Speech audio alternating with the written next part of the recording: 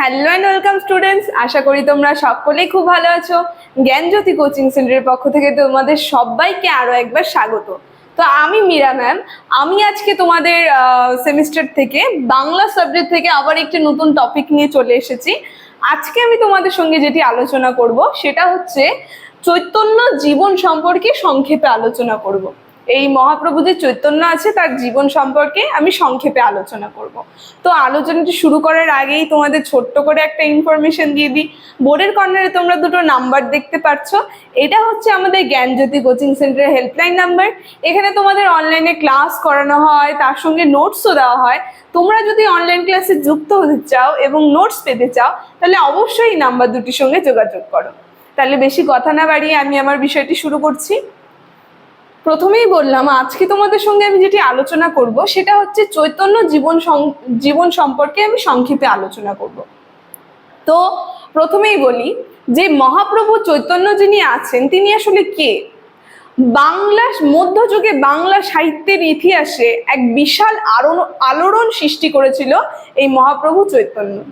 হ্যাঁ, তো তাই বলেছে যে তোমরা না একটু খাতা নিয়ে বসবে, আমি যখন লিখতে বলবো তোমরা সেটা লিখে নিবে, পরীক্ষায় গিয়ে সেই লেখা নোটটাই তোমরা লিখে আসবে, তাহলে নাম্বার পাবে আর কি।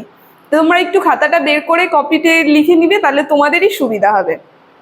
তাহলে বলি যে চৈতন্যদেব যিনি আছেন তিনি মধ্যযুগে সমাজ সংস্কৃতিতে চৈতন্যদেব এক বিরল ব্যক্তিত্বের অধিকারী ছিলেন, যিনি জন্মগ্রহণ করেছিলেন 1486 খ্রিস্টাব্দে 18ই ফাল্গুনে দোল পূর্ণিমার দিন নবদ্বীপ গ্রামে তিনি জন্মগ্রহণ করেছিলেন। এবং তার মাতার নাম ছিল শচী দেবী, তার পিতার নাম ছিল জগন্নাথ মিশ্র।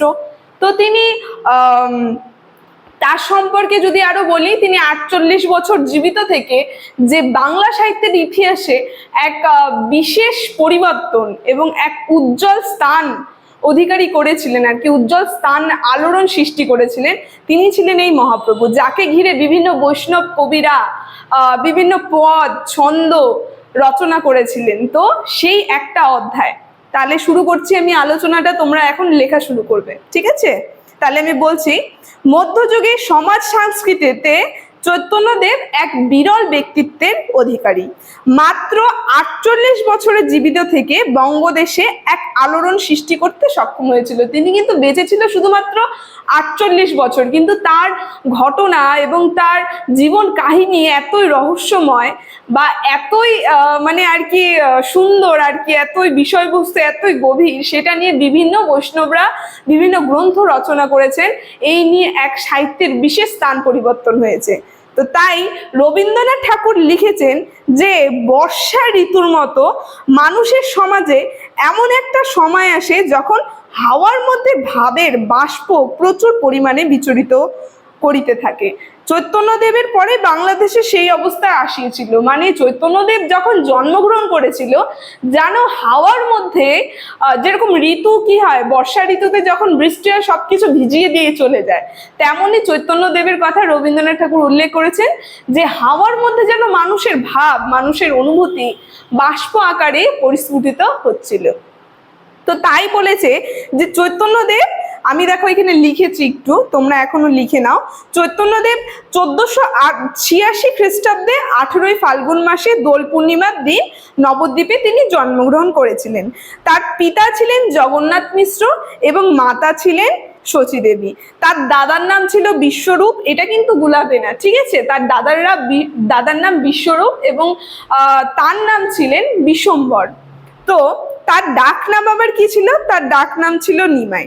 তো যেহেতু তার দাদা বিশ্বম্ভর অল্প বয়সে সন্ন্যাস নিয়েছিল, তাই শচী মাতারও একটু আক্ষেপ ছিল যে চৈতন্য আর কি নিমাই যিনি আছে তার ডাক নাম নিমাই। চৈতন্যদেবের তিনটা নাম আমি বললাম, একটা হচ্ছে বিশ্বম্ভর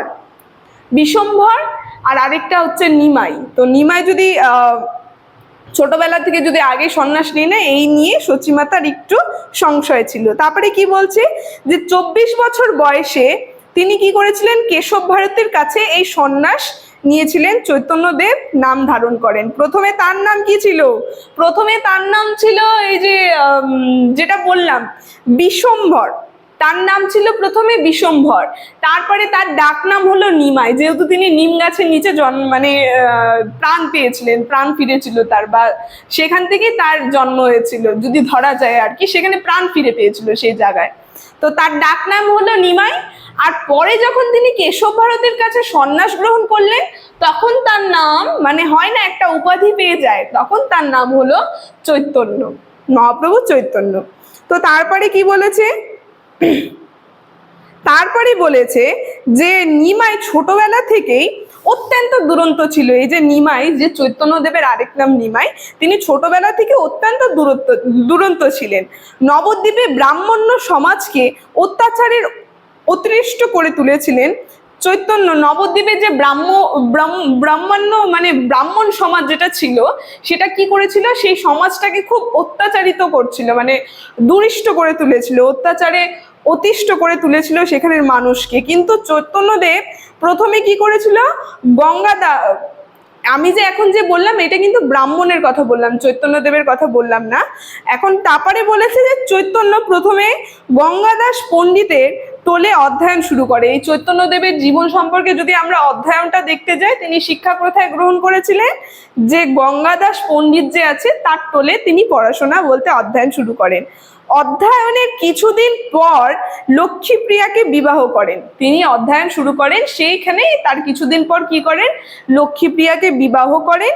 কিন্তু ভাগ্যরূপ লক্ষ্মীপ্রিয়া কি হলো, মারা গেল। তিনি তারপরে কি করলেন, বিষ্ণুপ্রিয়াকে বিবাহ করলেন। লক্ষ্মীপ্রিয়া যে মারা যায়, তিনি বিষ্ণুপ্রিয়াকে বিবাহ করেন। এরপর কিছুদিন পর তিনি গয়া গমন করেন। তারপরে কি হয়ে যায়, তিনি গয়া চলে যায়, গয়া গমন করে।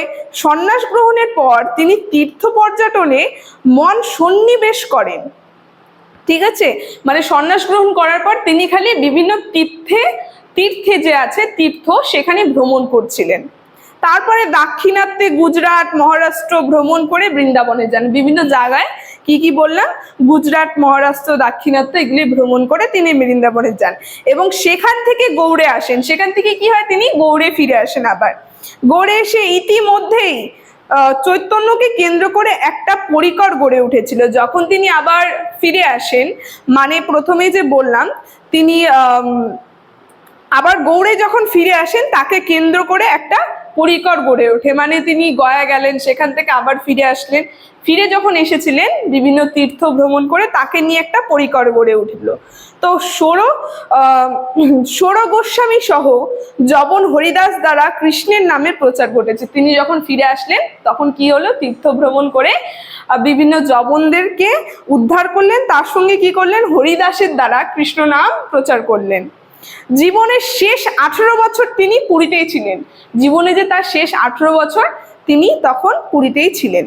ঠিক আছে, তারপরে বলছে মাত্র 48 বছর বয়সে 1533 খ্রিস্টাব্দে তিনি মারা যান। কবে মারা গেলেন, 48 বছর বয়সে 1533 খ্রিস্টাব্দে।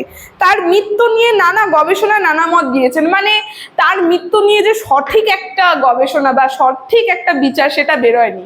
বিভিন্ন পণ্ডিতরা বিভিন্ন তাদের মতামত দিয়েছেন, এক একজন বলছেন এই কারণে এই কারণে, কিন্তু সঠিকটা জানা যায়নি। দেখো কি কি বলেছে, কেউ জানেন না যে জগন্নাথ মন্দিরে নৃত্য করতে করতে তিনি মারা যান। কেউ কেউ জানেন কি, জগন্নাথ মন্দিরে তিনি নাকি নৃত্য করছিলেন, তখন তিনি মারা গিয়েছিলেন।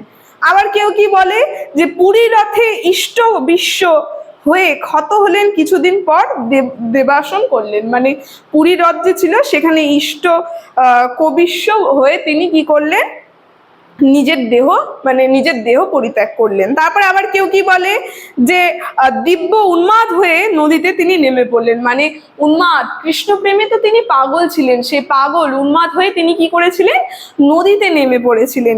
তারপরে আবার মানে নদীতে নেমে তিনি প্রাণ ত্যাগ করেছিলেন। মানে বিভিন্ন যারা পণ্ডিত ছিলেন, যারা বিভিন্ন মতামত দিয়েছে, তাদের সঠিকটা ঠিক জানা জানি না, এইভাবে হয়েছে।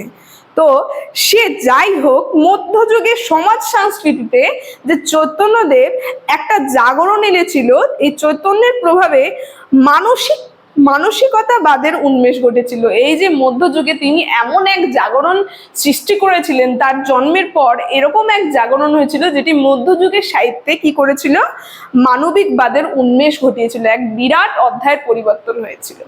তো এই যে চৈতন্যদেবের জীবনী সম্পর্কে আলোচনা আজকে আমার এতটুকুনি ছিল। আমি তোমাদের সঙ্গে সংক্ষেপে যত দূর চেষ্টা করলাম তোমাদেরকে বোঝানোর, তো আলোচনাটি আমার এতটুকুনি রইল।